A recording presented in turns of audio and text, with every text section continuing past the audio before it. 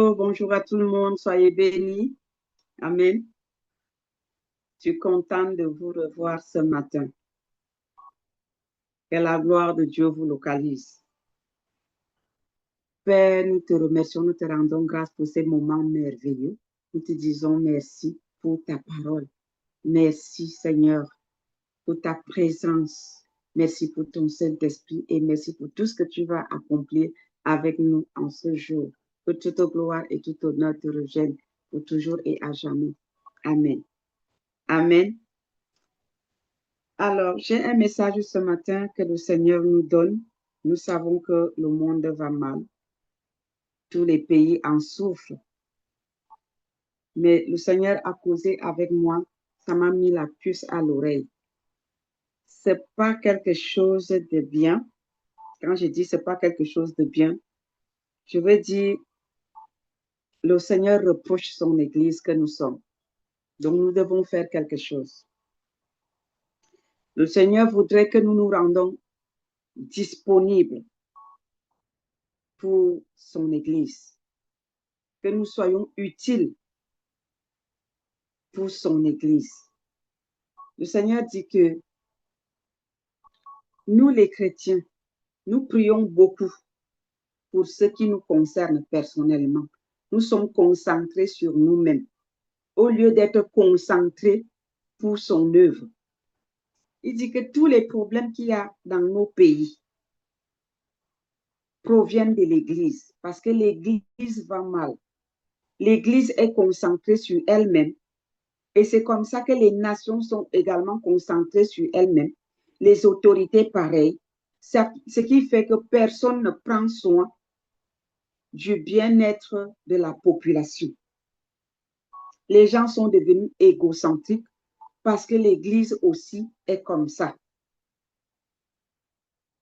Il dit que même lorsque les gens jeûnent et prient, ce n'est pas pour le bien-être du peuple de Dieu, de son Église, mais chacun jeûne et prie pour lui-même. Lorsqu'on décrète, par exemple, les programmes pour la nation, mais ce n'est pas véritablement pour la nation. C'est chacun qui veut se faire un nom. C'est chacun qui veut se faire un nom pour son ministère, un nom pour lui-même et utilise la nation pour présenter aux gens. Il dit que ça doit cesser. Que si les nations vont mal, c'est parce que l'Église va aussi mal. L'Église est concentrée, les chrétiens sont concentrés sur eux-mêmes. Ils recherchent que leur propre intérêt. Il dit qu'il voudrait qu'on recherche son intérêt à lui. Si on comprend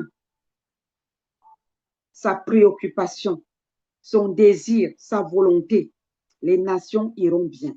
Ils se porteront mieux. Il dit que les nations sont à l'image de ce qu'est son Église. Ce n'est pas qu'il est incapable. Il dit, nous allons prier pour que les nations changent. Nous devons prier pour que l'Église change.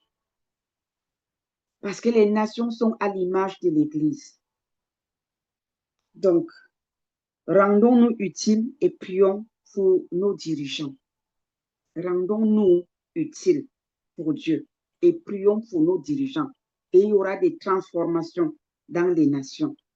L'Église sera transformée, nos dirigeants seront transformés et les nations seront également transformées.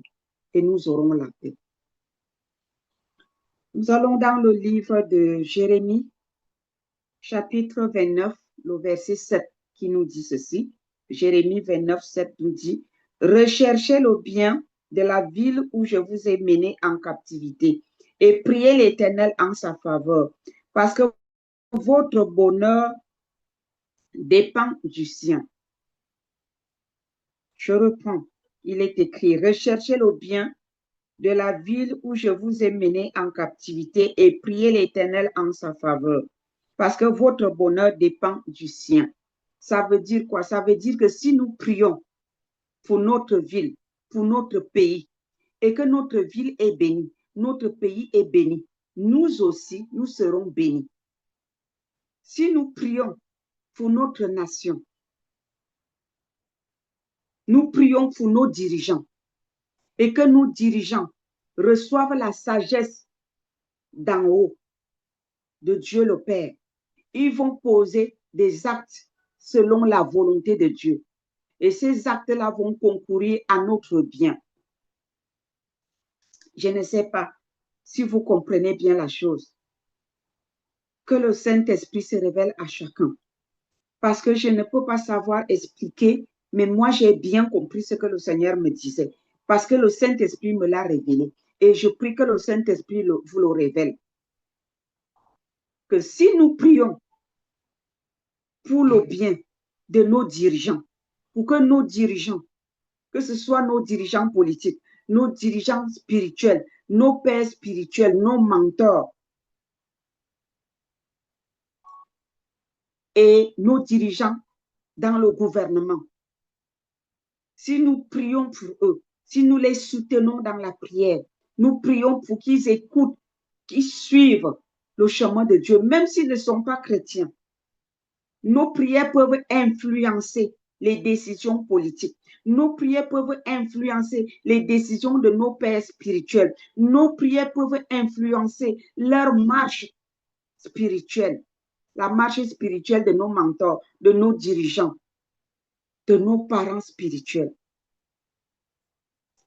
Le Seigneur m'a montré, il m'a dit, regarde, Lot siégeait aux portes de Sodome et Gomorrhe, dont il n'écoutait pas Dieu.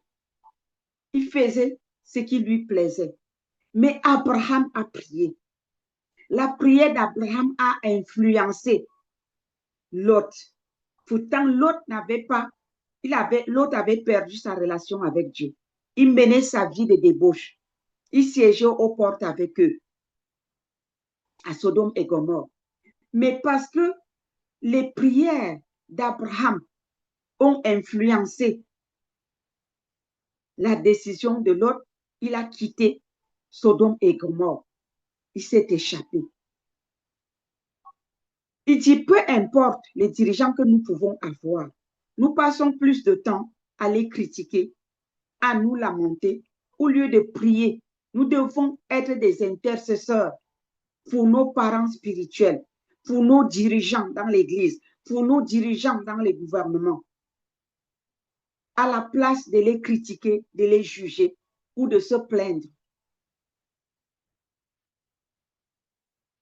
Il dit que nous, ses enfants, nous ne prenons pas soin de son œuvre. Si nous prenons soin de son œuvre, nous allons écouter ce que l'Esprit de Dieu nous communique. Nous n'écoutons pas parce que nous voulons écouter ce que nous désirons. Le Seigneur dit, rendez-vous utile et priez pour vos dirigeants, vos parents spirituels, vos dirigeants dans le gouvernement. Il dit, les pays sont à l'image de l'Église. Si l'Église va bien, eh bien, les nations iront bien. Et parce que l'Église va mal, vos nations aussi vont mal. Dans Esdras, il m'a amené dans Esdras chapitre 6, le verset 10. Et voici ce qu'il a dit. Afin qu'ils offrent des sacrifices de bonne odeur au Dieu des cieux et qu'ils prient pour la vie du roi et de ses fils.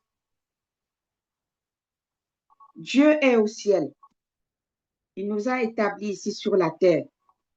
Dieu ne fait rien au ciel sans passer par l'homme que nous sommes, qu'il a créé ici sur la terre. Dieu attend que nous, les humains, nous, ses enfants, nous, son peuple, qu'on se lève et lui, il va transformer les nations. Il va transformer la situation qui prévaut actuellement dans des nations. Le torchon brûle partout, que ce soit en Afrique, que ce soit en Europe, que ce soit aux États-Unis, que ce soit en Asie, que ce soit en Australie, ça brûle de partout. Mais que fait l'Église? On fait des grands programmes, des programmes phares pour qu'on sache que c'est tel ministère qui a fait tel programme. Est-ce que c'est réellement pour Dieu que nous faisons ces grands programmes phares? Nous n'avons pas besoin de tout ça. Mais nous avons besoin d'écouter Dieu. Nous avons besoin de faire sa volonté. C'est bien beau, les réseaux sociaux. Nous tous, nous sommes dedans. Mais faisons des choses avec crainte et tremblement. Ne soyons pas des stars spirituelles. Dieu n'a pas besoin des stars. Il a besoin des personnes concentrées à faire son œuvre selon sa volonté. Le Seigneur nous parle, nous tous, aujourd'hui. Il nous demande de prendre conscience. Il faut qu'il y ait une prise de conscience dans ce que nous faisons.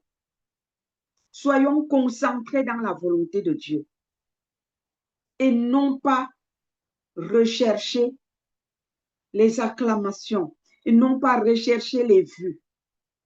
Dieu s'en fout de nos vues. Le monde va mal. Nos nations vont mal. Église, levons-nous et prions. Entrons dans nos lieux secrets. Soyons en communication avec le Seigneur. Son Saint-Esprit va nous conduire. Son Saint-Esprit va nous diriger. Son Saint-Esprit va nous dire ce qu'il y a lieu de faire. Vous allez dire, nous avons des problèmes. Et qui viendra prier pour nos problèmes? Écoutez, la parole de Dieu nous dit, avant qu'on ouvre la bouche, Dieu nous a déjà exaucés. Et dans Matthieu 6, 33, il est dit de rechercher premièrement la volonté de Dieu et toute chose nous sera donnée. Si nous sommes dans la volonté de Dieu, si nous pratiquons la volonté de Dieu, il y a des fardeaux qui vont s'enfuir sans qu'on s'en rende compte. On va tout simplement constater que tel fardeau qui nous écrasait n'est plus. Ce que je vous partage, ce n'est pas que je n'ai pas de problème, mais je vois souvent mes problèmes s'envoler comme ça. Je ne sais pas comment Dieu fait. Je n'ai même pas le temps de prier pour ça, mais je reçois la solution parce que je suis concentrée dans sa volonté.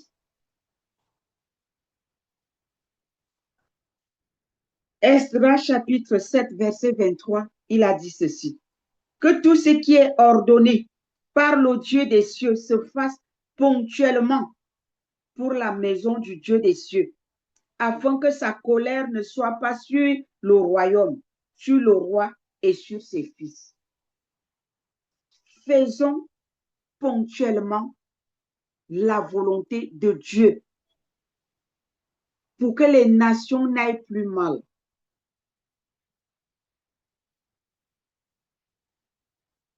Nos dirigeants politiques dans le gouvernement, on n'a pas besoin qu'ils soient chrétiens pour que la volonté de Dieu, pour que nos prières les influencent, pour que nos prières influencent leurs décisions. Nous avons la clé. Abraham n'a pas eu besoin que l'autre ait une relation particulière avec Dieu avant de le dégager des portes de Sodome et Gomorrhe. Mais à cause de la relation d'Abraham avec Dieu, l'autre s'est retrouvé en dehors des portes de Sodome et Gomorrhe. Nous avons la même puissance. Nous avons cette autorité-là. Nous avons ce pouvoir-là. Et Dieu lui-même, le Dieu des cieux, est avec nous. Il nous encourage à prendre les bonnes décisions qui concernent notre nation, à la place de les critiquer, à la place de les juger, à la place de murmurer, de se plaindre. Les plaintes ne changeront rien. Nos critiques ne feront que enfoncer la situation. Levons-nous, Église. Levons-nous, peuple de Dieu. Prions pour nos nations. Prions pour nos dirigeants. Prions pour nos pères spirituels. Ça ne sert à rien de changer d'église.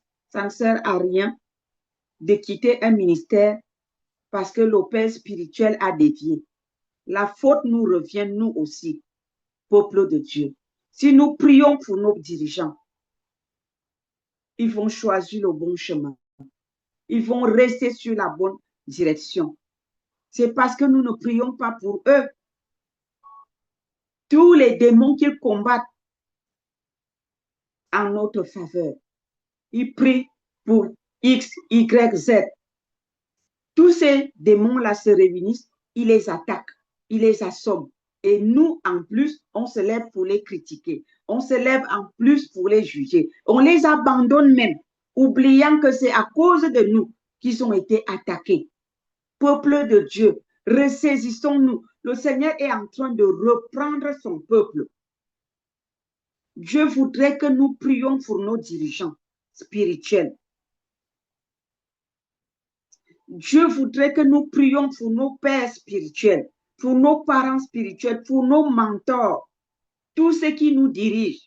Prions pour eux, intercédons pour eux. S'ils sont sur la bonne direction, ils vont faire les choses selon la volonté de Dieu et les nations se porteront bien. Et nous-mêmes, nous serons bénis. Voilà le message du Seigneur pour son Église aujourd'hui.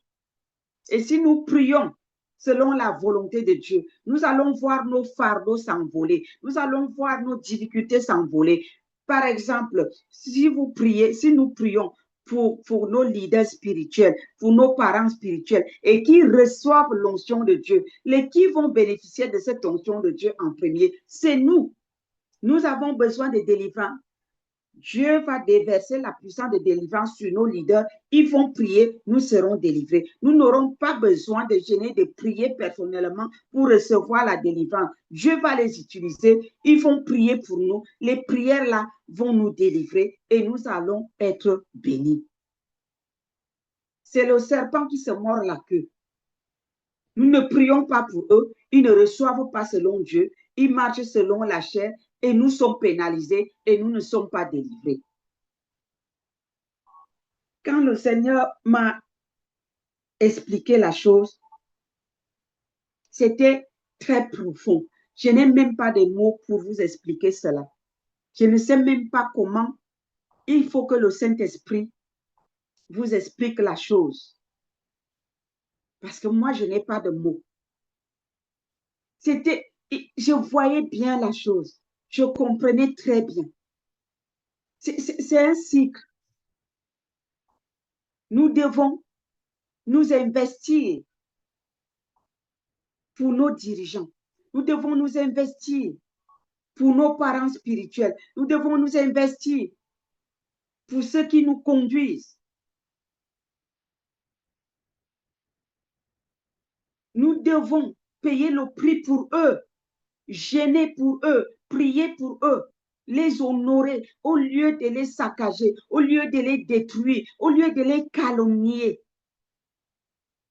Nous ne gagnons rien à calomnier nos dirigeants. Nous ne gagnons rien à les critiquer. Nous ne gagnons rien à les abandonner. Nous ne gagnons rien à les détruire. Au contraire, plus nous les détruisons, plus nous nous détruisons nous-mêmes. Mais par contre, si nous nous investissons pour eux, ils vont recevoir du Seigneur et nous allons recevoir d'eux. Nous serons les premières personnes à bénéficier. Quand vous prenez soin d'un leader, son onction est aussi favorable pour vous. Son onction peut ne pas être favorable pour tout le monde, mais vous avez sa faveur. Quand il ouvre sa bouche pour prier pour vous, le Seigneur met le sceau. C'est comme ça. Quand vous ne prenez pas soin d'un leader, vous voulez seulement son onction, il peut vous imposer les mains 10 millions de fois. Vous n'aurez rien. Parce qu'on ne récolte pas là où on n'a pas semé. La Bible dit qu'on vous mesurera avec la mesure dont vous vous serez servi. C'est comme ça, Dieu est juste. C'est un Dieu de justice. On ne triche pas avec Dieu. Les tricheurs dans la maison de Dieu ne peuvent pas bénéficier. Dieu est juste. On peut tricher les hommes, mais on ne peut pas tricher Dieu. On peut tricher les humains, mais on ne peut pas tricher le Saint-Esprit. Dieu connaît dans le secret. On n'a pas besoin de venir montrer publiquement qu'on aime son pasteur, qu'on le vénère. Non, c'est du cinéma et c'est de l'hypocrisie. Allez faire ça dans le lieu secret. Vous n'avez pas besoin de lui dire que mon pasteur, je prie pour vous. Vous n'avez pas besoin de dire que oui, mon père spirituel, ma mère spirituelle, je prie pour toi. Non, tu le fais pour Dieu et Dieu te voit dans le lieu secret. Tu n'as pas besoin de dire publiquement et de montrer à tout le monde que tu pries pour ta nation ou que tu pries pour les dirigeants de ta nation. Fais-le. Tu auras la faveur de cette nation-là, que les portes vont s'ouvrir. Quand tu vas quelque part, il n'y a pas de blocage. Partout où tu mets le nez, les portes s'ouvrent. Parce que Dieu te voit. Parce que Dieu est juste. Il est un Dieu de justice. Il récompense tes efforts. Il n'est pas ingrat, il le dit dans Hébreux 6, verset 10. Qu'il n'est pas ingrat pour oublier le travail que nous faisons dans sa maison en rendant des services aux saints. Quels sont ces saints à qui nous rendons des services? Ce sont ses serviteurs, ce sont ses servants, ce sont nos dirigeants, nos parents, nos pasteurs, nos mentors, ceux qui nous conduisent, qui nous enseignent, qui prient pour nous. Occupons-nous de nos dirigeants. Arrêtons de les détruire avec la langue. Arrêtons de les détruire, de les calomnier, de détruire l'œuvre de Dieu entre leurs mains. Cela ne nous profite de rien. Au contraire, nous nous détruisons nous-mêmes. Au contraire, nous créons des blocages à nos demandes parce que nous avons des demandes auprès du Seigneur. Et quand le Seigneur ouvre ta page, il voit que ce que tu fais pour ton dirigeant, c'est que critique, c'est que condamnation, c'est que destruction, c'est que blocage. Ta prière ne passe pas parce que lui, il est juste. Soyons vrais, peuple de Dieu. Le monde attend la solution de nous, les enfants de Dieu. Soyons la solution. Le Seigneur nous a tout donné. Si nous ouvrons la bouche pour prier, pour demander quelque chose, le Seigneur va le faire. Mais ouvrons la bouche pour la bonne cause et non pour la mauvaise et non pour détruire. Ne soyons pas de ceux qui vont dans les ministères pour détruire, pour créer des blocages. Nous nous bloquons nous-mêmes. Soyons de ceux qui apportent la pierre à l'édifice, qui posent leurs pièces de puzzle pour que la plateforme soit complète. Le Seigneur parle à ses enfants ce matin. Changeons de comportement. Le Seigneur est en train de blâmer l'Église. Il faut que l'Église change. Nous sommes cette Église-là. Nous, son peuple, ses enfants. Il est dit dans 1 Timothée 2, versets 1 à 3. J'exhorte donc avant toute chose à faire des prières, des supplications, des requêtes, des actions de grâce pour tous les hommes. Pour tous les hommes. C'est-à-dire pour tous les êtres humains. Ça veut dire que comme nous prions pour les dirigeants de l'Église, prions aussi pour les dirigeants de nos gouvernements, les dirigeants de nos nations. Prions pour l'Église, ceux qui nous dirigent dans l'Église. Prions aussi ceux qui nous dirigent dans les nations. Il dit pour les rois et pour tous ceux qui sont élevés en dignité, afin que nous menions une vie paisible. Est-ce que si nous ne prions pas pour eux, nous allons mener cette vie paisible? Réfléchissons un peu, peuple de Dieu. Revenons au centre de l'Évangile. Qu'est-ce que la parole de Dieu nous dit aujourd'hui? Est-ce que nous pouvons considérer ce message du Seigneur et le mettre en pratique? dans chacune de nos vies pour que l'Église soit transformée et que les nations connaissent du changement en notre faveur. Parce qu'il y a du changement dans l'Église. C'est nous, le peuple de Dieu, qui allons bénéficier. S'il y a du changement dans les nations, c'est nous, les enfants de Dieu, qui allons bénéficier en premier. Le Seigneur dit, j'exhorte donc avant toute chose à faire des prières, des supplications, des requêtes, des actions de grâce pour tous les hommes, sans exception, chrétiens ou pas, pour les rois et pour tous ceux qui sont élevés en dignité, afin que nous menions une vie paisible et tranquille, en toute piété et honnêteté. Cela est bon et agréable devant Dieu, notre Sauveur. Dieu nous veut du bien et non du mal. À nous d'agir, peuple de Dieu. Faisons des programmes qui glorifient le Seigneur.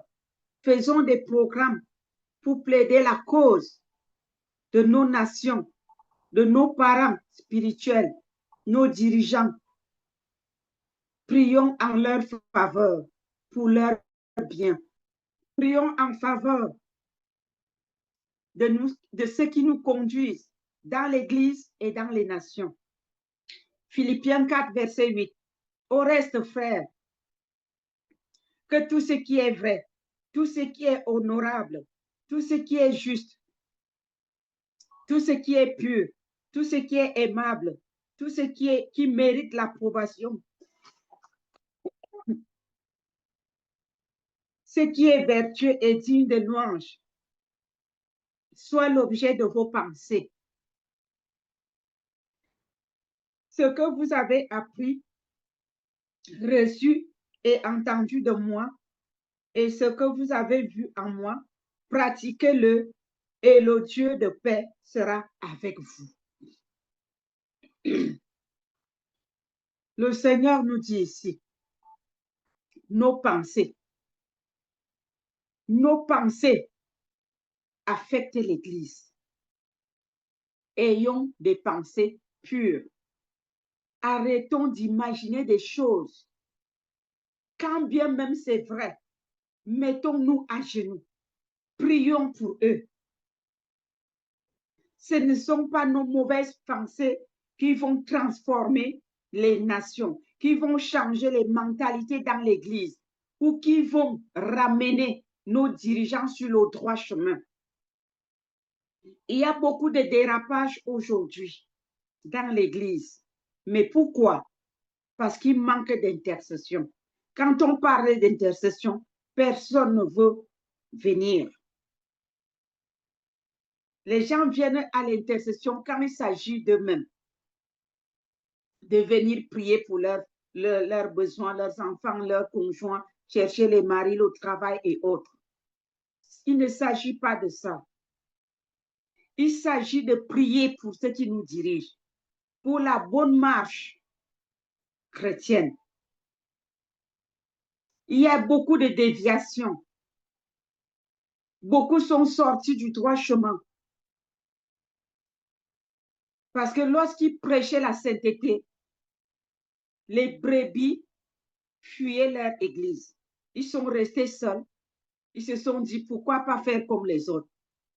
Tout simplement parce qu'il n'y avait pas des hommes et des femmes pour se lever dans l'intercession et protéger le ministère.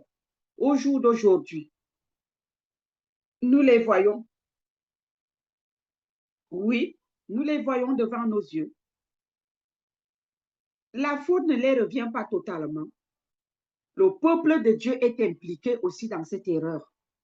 Parce que le manque d'intercession, parce que les gens ne veulent que leur intérêt.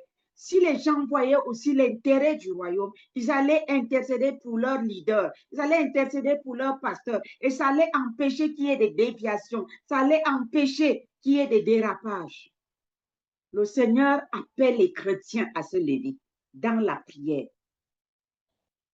Il a souvent parlé de ses serviteurs, mais cette fois-ci, il m'a parlé de son peuple, son église, ses enfants, ses fidèles.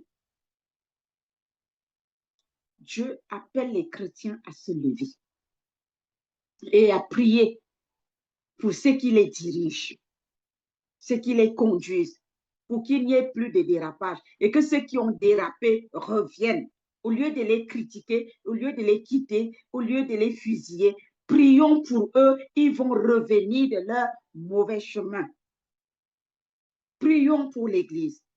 Prions pour ceux qui ont dérapé. Prions pour nos dirigeants qui n'ont pas dérapé, pour qu'ils ne dérapent pas.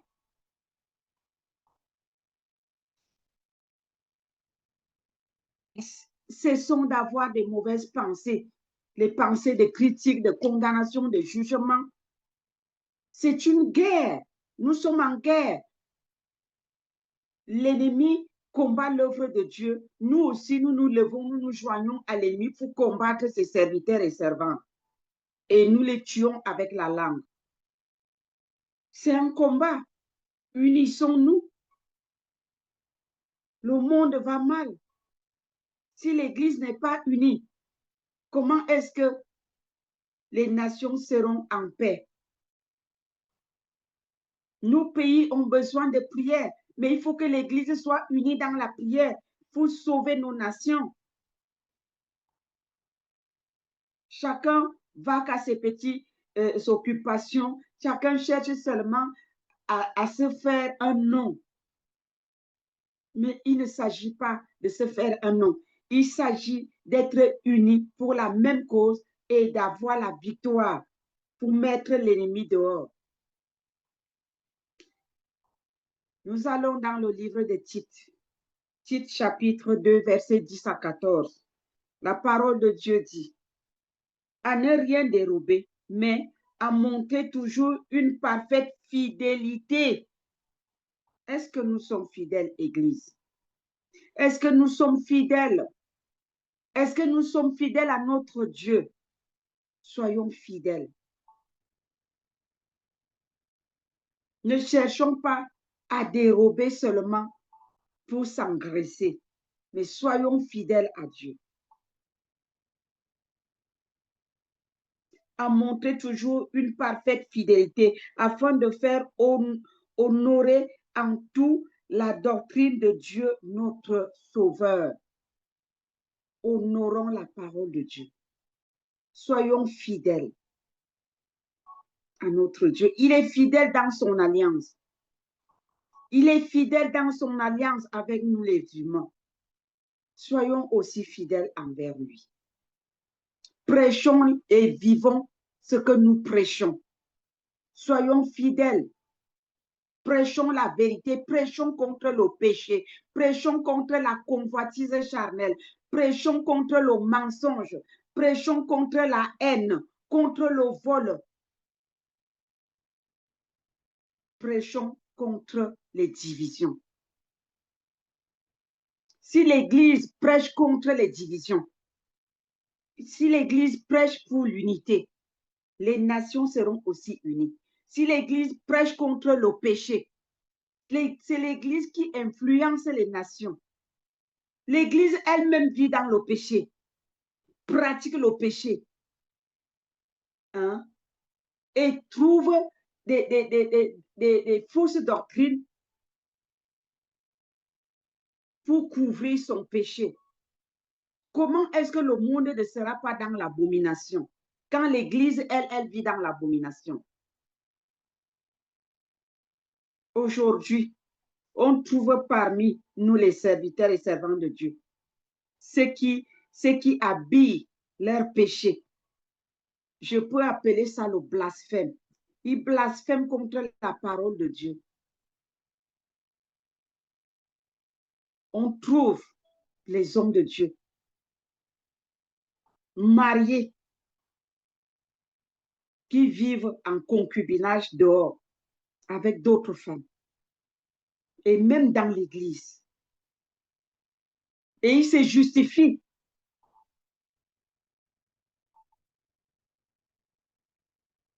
Il y a ce qu'on appelle l'apprentissage par observation. Il n'y a que les chrétiens qui n'apprennent pas par observation. L'église va mal. Dieu est en train de frapper. Mais jusque-là, les gens voient comment Dieu frappe. Ils continuent. Oui, Dieu frappe devant nos yeux, nous voyons. Et nous savons pourquoi Dieu a frappé. Et nous continuons. Et Dieu frappe encore. Et les autres continuent. Mais il se passe quoi? Il se passe que les chrétiens ne prient plus. Il se passe que personne ne s'occupe plus de la volonté de Dieu. Il se passe que tout le monde est concentré sur lui-même. Peuple de Dieu, sortons de la stupidité. Soyons sages. Soyons sages.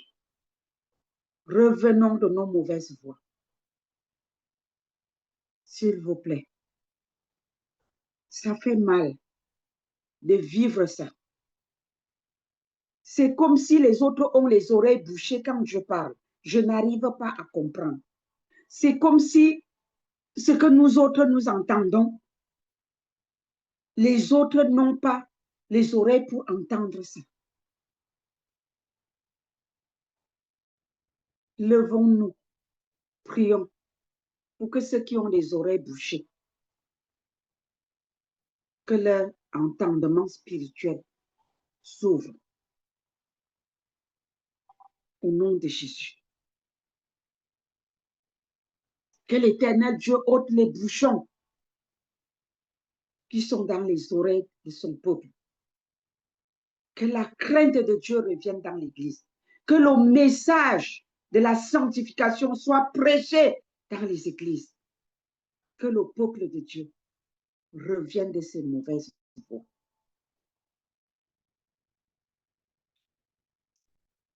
Oh Jésus. Titre 2, verset 11 dit, car la grâce de Dieu, source de salut pour tous les hommes, a été manifestée.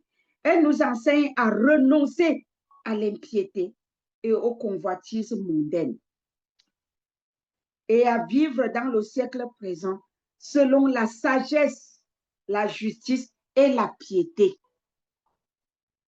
La sagesse veut qu'on reconnaisse que nous avons péché, qu'on demande pardon, que le sang de Jésus nous lave et que ce sang-là nous justifie, afin de ne plus retourner dans nos vomissements.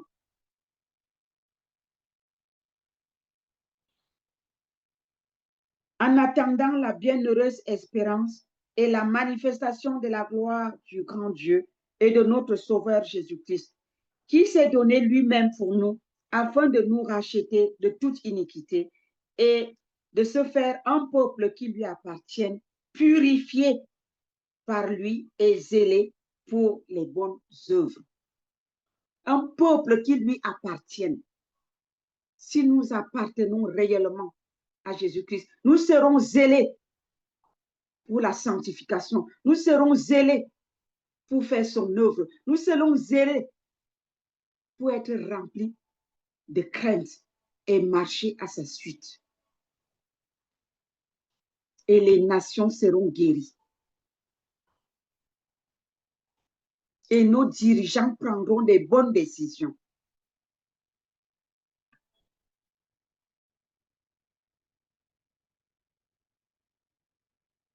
Le Seigneur ajoute, dis ces choses, exhorte et reprend avec une pleine autorité que personne ne te méprise. Je parle de sa part aujourd'hui, ce matin. Nous sommes tous concernés. Si nous voulons notre bien, faisons la volonté de Dieu. Si nous voulons notre bien, prions pour nos autorités spirituelles,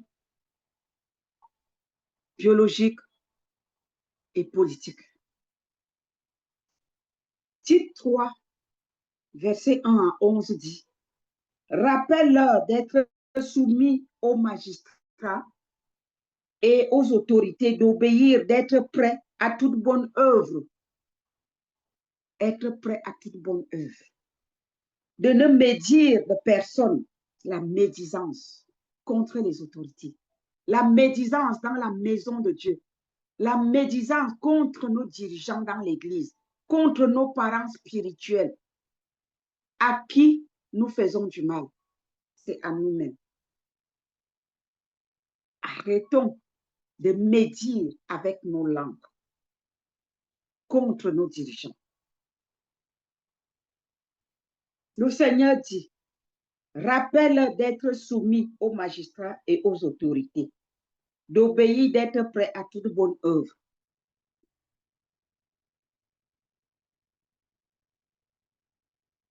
De médire des personnes, d'être pacifique, modéré, plein de douceur envers tous les hommes et en particulier envers nos dirigeants. C'est très important si nous voulons être bénis. Si nous voulons voir les résultats de nos prières, si nous voulons être comblés de nos attentes, arrêtons de médire contre nos dirigeants.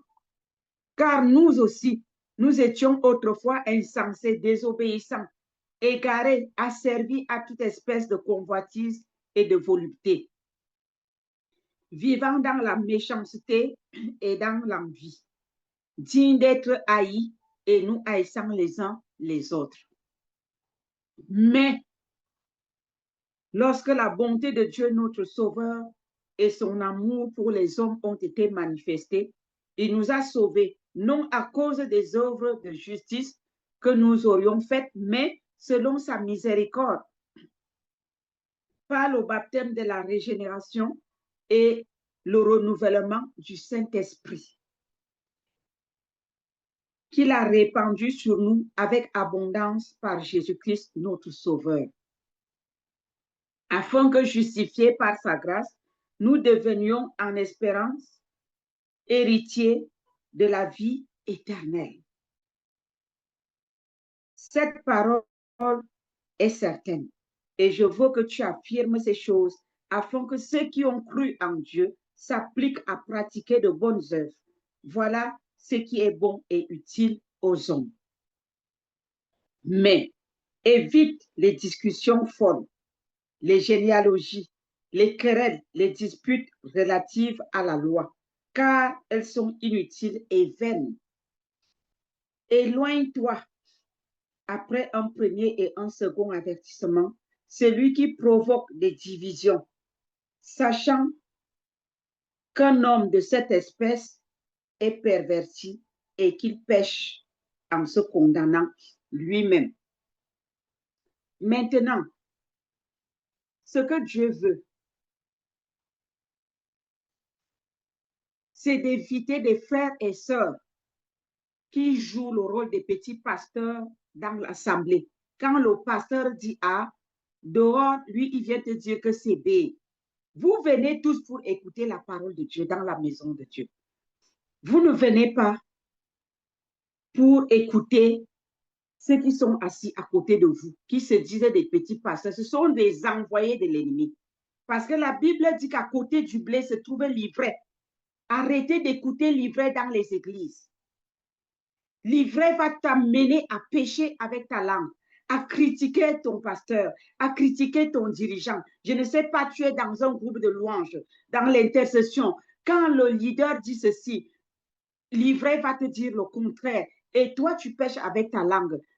Tu perds ta bénédiction. Tu n'es pas venu à l'église pour livrer. Tu es venu pour écouter Dieu. Et Dieu, dans l'église, a établi un leader. Tu es peut-être dans un département, il y a un chef de département là-bas. C'est lui que tu dois écouter et non l'ivraie qui est en train de t'inciter à calomnier, à pécher avec ta langue et à voler ta bénédiction. Soyons sages, peuple de Dieu.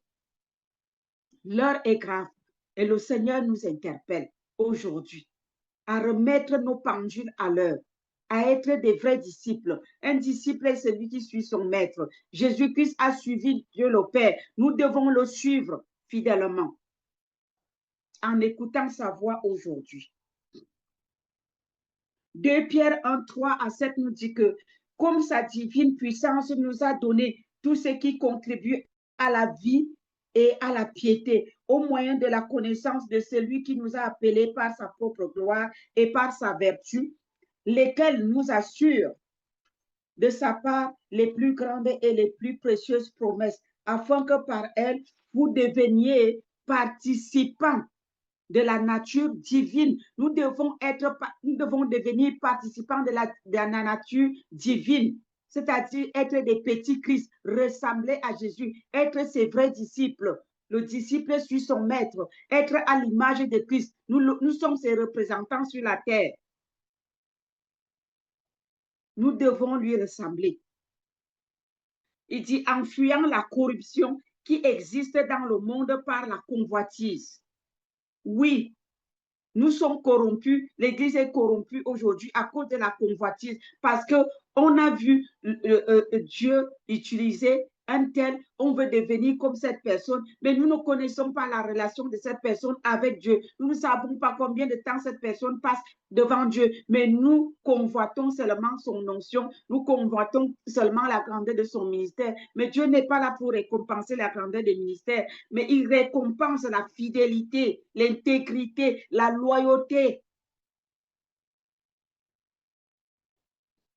À cause de cela même, faites tous vos efforts pour joindre à votre foi la vertu, à la vertu la science, à la science la tempérance, à la tempérance la patience, à la patience la piété, à la piété l'amour fraternel, à l'amour fraternel la charité. Car si ces choses sont en vous et ils sont avec abondance, elles ne vous laisseront point oisifs ni stériles pour la connaissance de notre Seigneur Jésus. Voilà ce qui nous est demandé. C'est de cela qu'il s'agit. Prions que ce passage soit un sujet de prière pour chacun d'entre nous. Dieu récompense et considère le fruit que nous portons et non les dons. Le fruit, c'est ça qui intéresse Dieu et non le don que nous manifestons. Nous pouvons manifester les dons, faire des miracles, mais si nous ne portons pas ce fruit qui nous est cité ici, nous ne sommes rien devant Dieu. Verset 9 nous dit, mais celui en qui ces choses ne sont point est aveugle. Voilà, nous pouvons avoir le don, mais si ces choses ne sont pas en nous, nous sommes aveugles. C'est ce que la parole de Dieu nous déclare ici. Oui, nous voulons être vus, nous voulons être vus, nous voulons être populaires, nous voulons la grandeur, mais si ce fruit n'est pas en nous, Dieu dit que nous sommes aveugles. Il ne voit pas de loin et il a mis en oubli la purification de ses anciens péchés. Voilà comment Dieu considère la chose. C'est pourquoi, frères, appliquez-vous d'autant plus à affermir votre vocation et votre élection, car en faisant cela, vous ne bronchez jamais. Vous comprenez ça? Si vous êtes concentré à rechercher le fruit de l'esprit, vous ne pouvez pas calomnier, vous ne pouvez pas manifester la jalousie, vous ne pouvez pas tricher, vous n'allez pas marcher dans la faute parce que vous avez une préoccupation, un objectif à atteindre, obtenir le fruit de l'esprit, être agréable à Dieu et œuvrer pour sa gloire. Le verset 11 dit, c'est ainsi en effet que l'entrée dans le royaume éternel de notre Seigneur et Sauveur Jésus-Christ vous sera pleinement accordée. C'est en obtenant le fruit de l'esprit que nous venons de citer ci-dessus. Voilà pourquoi je prendrai soin de vous rappeler ces choses, bien que vous les sachiez et que vous soyez affermis dans la vérité présente. Amen. Le Seigneur est clair dans ce qu'il nous demande. Et si nous le suivons, vous allez constater vous-même que vous n'avez plus envie d'écouter les calomniateurs. Vous n'avez plus envie de parler de vos dirigeants. Au contraire, quand vous allez voir un homme de Dieu qui s'égare, même s'il n'est pas votre dirigeant, vous allez entrer plutôt dans la prière. Votre cœur sera rempli de compassion. Vous aurez pitié, vous aurez compassion de lui. Et vous allez adresser les prières de miséricorde à Dieu pour que cet homme de Dieu, cette femme de Dieu revienne de ses mauvaises voies. Mais si vous êtes prompt à critiquer, vous êtes prompt à juger. Vous avez un problème. Vous n'avez pas compris que nous sommes en guerre et que nous sommes encore. Quand un est affecté, l'autre aussi sera touché. Soyons utiles pour Dieu et pour nos dirigeants. Rendons-nous utiles pour Dieu et pour nos dirigeants. Et prions pour nos parents spirituels, nos mentors, nos dirigeants spirituels, nos dirigeants politiques, nos dirigeants même dans la famille. Que le Seigneur lui-même se révèle à chacun d'entre vous à travers son Saint-Esprit. Et que ce message vous parle pour qu'il y ait des transformations dans nos vies. L'Église sera transformée et nos nations changeront et nous serons tous bénis. Que le Seigneur vous bénisse. Amen.